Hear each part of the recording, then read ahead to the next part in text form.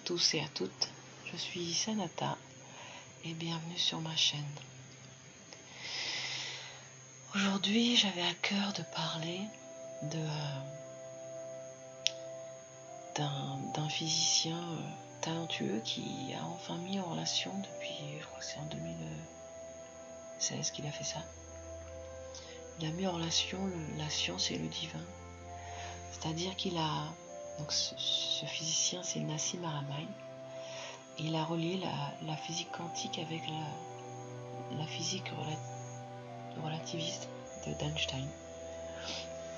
Alors pour faire simple, il y avait d'un côté la physique, les lois de la gravité, de la relativité d'Einstein, etc., l'espace-temps, et qui fonctionnait très bien, mais ça ne fonctionnait pas à petite échelle. Et puis lorsqu'on pesait le poids de l'univers, on peut calculer, on a découvert qu'il manquait des choses dans l'univers, il manquait de la matière, donc on a appelé ça la matière noire, la matière invisible. Finalement, grâce à la physique quantique et aux recherches qu'on a pu mener, on a découvert, et notamment Nassim Haramein a découvert, qu'en calculant le poids des petites particules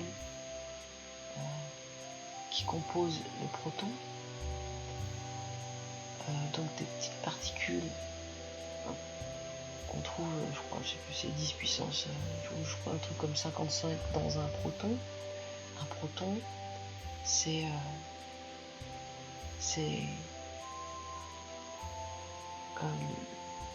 de quoi est composé un atome. Pour donner un ordre de grandeur, par exemple, lorsqu'on a un noyau d'un atome, donc l'atome c'est ce qui constitue la molécule, et la molécule c'est ce qui constitue la matière. Donc, ce qu'a découvert Nassim Haramein d'ailleurs, c'est que ce qu'on prend pour du vide n'est pas du vide, et aussi constitué de cela. Mais bon, on verra ça plus tard. Pour commencer, donc on va dire le bois, etc. C'est de la matière. Ce sont des molécules qui sont assemblées les unes avec les autres, des molécules de carbone, des molécules d'hydrogène, des molécules de plein de choses. Chaque molécule est constituée d'atomes. Un atome est constitué d'un proton, de un ou plusieurs protons, et d'électrons autour. Dans ce noyau, il y a protons et neutrons. Voilà, on va faire assez simple. Le proton est au milieu, ou les protons sont au milieu, ils sont positifs, et autour tournent les électrons qui sont négatifs. Alors tournent, ça c'est ce que j'avais appris, donc j'ai répété bêtement, mais en fait la réalité c'est apparaissent et disparaissent, c'est pas vraiment qu'ils tournent. Et donc en fait ils se reconstituent en permanence. Et donc pour faire un ordre de grandeur, si le noyau était un petit poids sur un stade de foot, le premier électron serait au niveau des cages de but. Ça veut dire que entre le petit poids et le premier électron, il n'y a que du vide. Ce qu'a découvert Nassim Haramein, qui a travaillé sur la particule de Planck, qui est une particule qui compose le proton, la particule de Planck, qui compose le proton. On va imaginer que si justement on dépose cette petite particule, on va dire de la taille d'une orange, sur un terrain de foot, l'autre particule qui est associée, qui est à côté d'elle, donc l'autre particule de Planck, elle serait environ sur Jupiter. C'est pour dire en fait la distance qu'il y a entre les particules de Planck, le noyau et l'électron, etc. Donc nous sommes constitués de 99,99999% de vide. Enfin, de vide. Et ce qu'a découvert Nassim Haramein, c'est que lorsqu'il étudie une seule de ces particules de Planck, il se rend compte qu'elles sont liées à toutes les autres. Ça veut dire que finalement, comme nous sommes constitués de 99,99999% de vide, finalement, ce ne sont que des forces magnétiques qui nous maintiennent, on va dire, notre corps ou la matière en cohérence. En réalité, sans cette sorte d'aimantation que les particules, sans cette organisation des particules, nous ne pourrions absolument pas vivre. Et donc la raison pour laquelle ma main ne traverse pas le mur, c'est parce que, en termes d'électromagnétisme,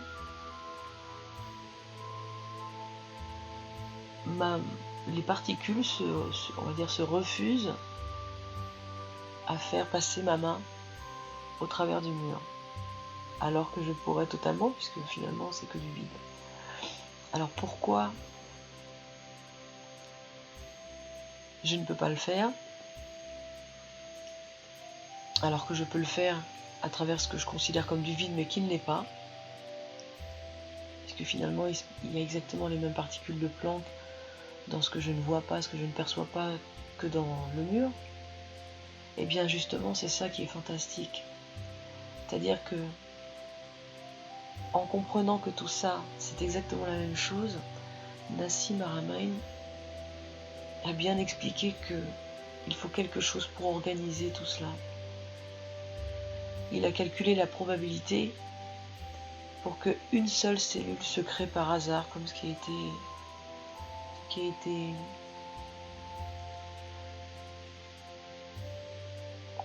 ce qui a été prôné depuis toutes ces années.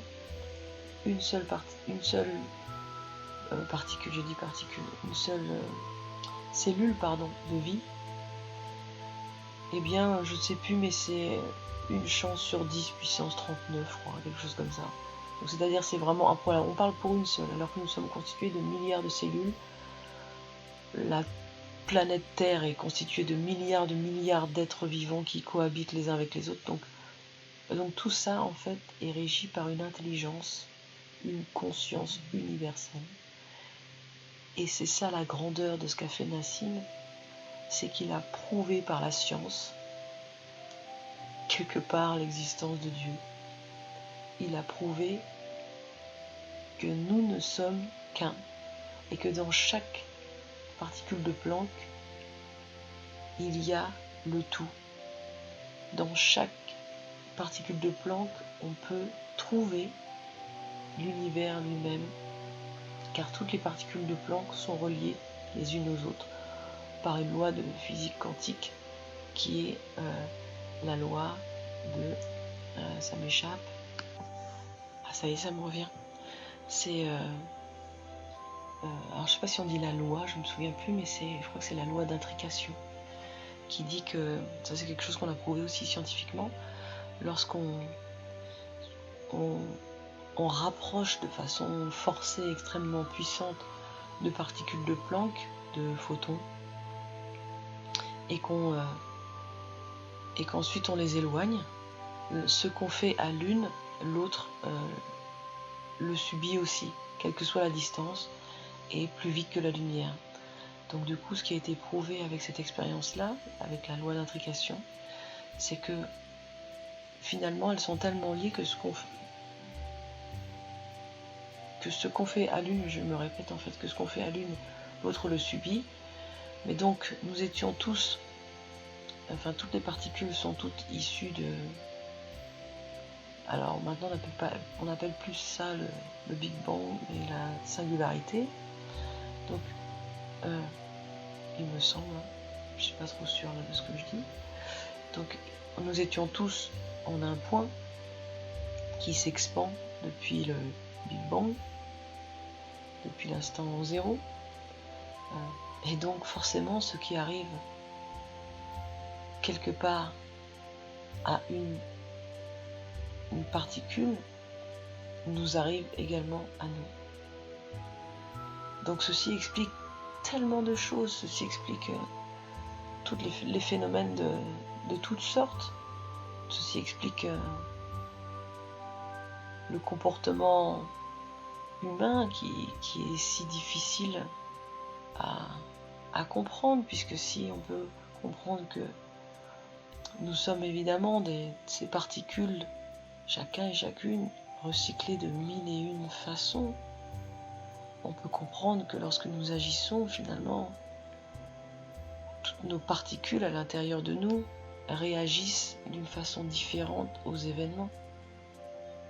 Elles réagissent aussi parce qu'une autre partie de nous, quelque part dans le monde, reçoit une autre information que celle que nous sommes en train de lui donner maintenant, que l'autre particule reçoit aussi. Donc on peut comprendre que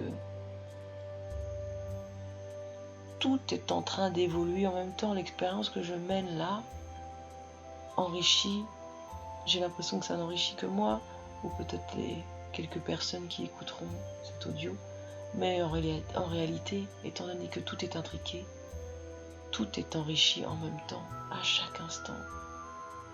À chaque instant, chaque expérience de la vie partout dans l'univers enrichit le reste. C'est tellement fascinant de voir les choses comme ça.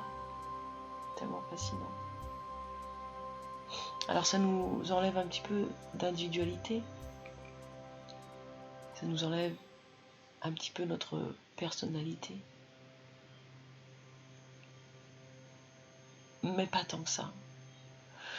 Parce qu'en fait, si on réalise, j'espère que j'ai été claire dans ma démonstration pour expliquer ce qu'a développé Nassim Haramein. Parce que si on réalise que finalement, nous ne sommes que des antennes géantes et que nous avons la capacité du coup de créer, nous créons à chaque instant, c'est une autre loi de l'attraction, où on a vu que l'observateur faisait complètement partie de l'expérience. Ça c'est aussi tout nouveau, enfin tout nouveau, ça fait quand même quelques années, mais on le vulgarise pas, on va dire. Et à partir du moment où on comprend, où on admet que nous sommes les co-créateurs de l'univers, alors nous pouvons guider l'expérience. Il est prouvé maintenant scientifiquement que nous ne sommes que nous sommes que la conscience qui joue avec elle-même, une conscience d'une intelligence infinie, à peine perceptible pour notre cerveau. Alors, oui, je perds un peu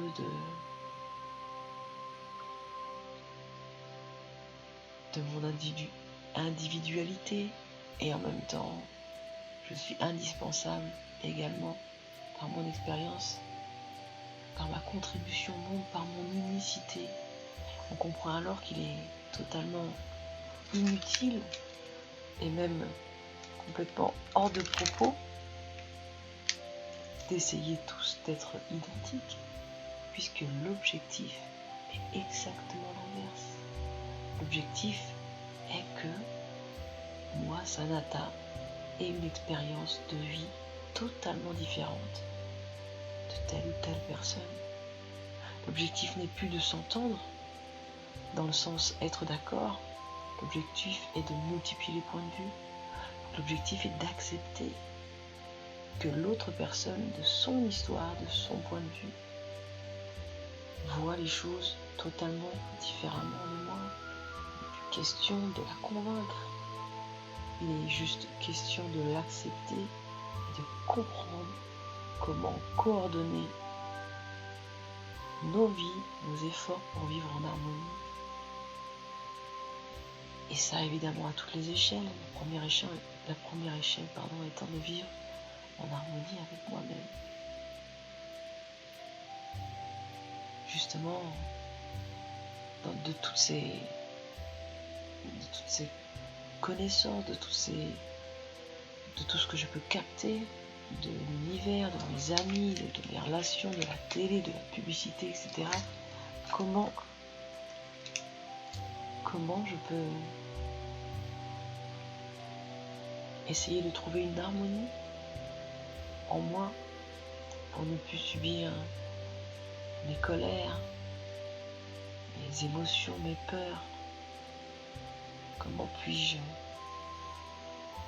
harmoniser le récepteur que je suis pour pouvoir émettre quelque chose de cohérent, quelque chose de structuré, quelque chose de stable, pour pouvoir m'harmoniser avec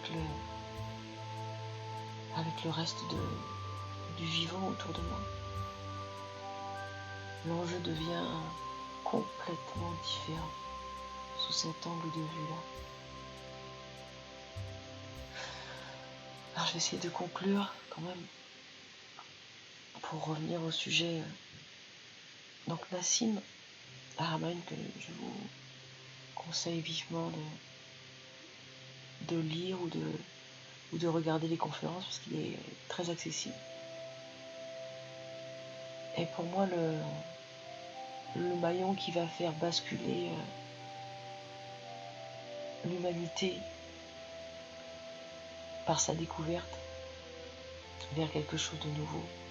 Il n'est plus question de croire les religions qui disent que nous sommes qu'un, que nous allons nous réincarner, etc. Personnellement, je crois tout à fait en la réincarnation. Je dis simplement à toutes les personnes sceptiques, toutes les personnes qui pensent par la science, par les preuves, que la preuve est faite. Nassim Haramein il a calculé le poids d'un trou noir par les particules de Planck. Il a trouvé exactement le même résultat qu'Einstein l'avait fait par la théorie de la relativité. Il a trouvé exactement le même résultat. Et par là, il a prouvé mais tellement de choses complexes que je ne peux pas... L'importance des trous noirs, l'importance de tellement de choses. Donc je vous conseille vivement de voir une conférence qui s'appelle La théorie du vide. Et puis une autre conférence qu'il a faite, dont je ne me souviens pas le nom. Quelque chose comme l'harmonie de l'univers, quelque chose comme ça. Voilà, j'espère que j'ai apporté ma petite contribution sur ce sujet. Je vous remercie de m'avoir écouté.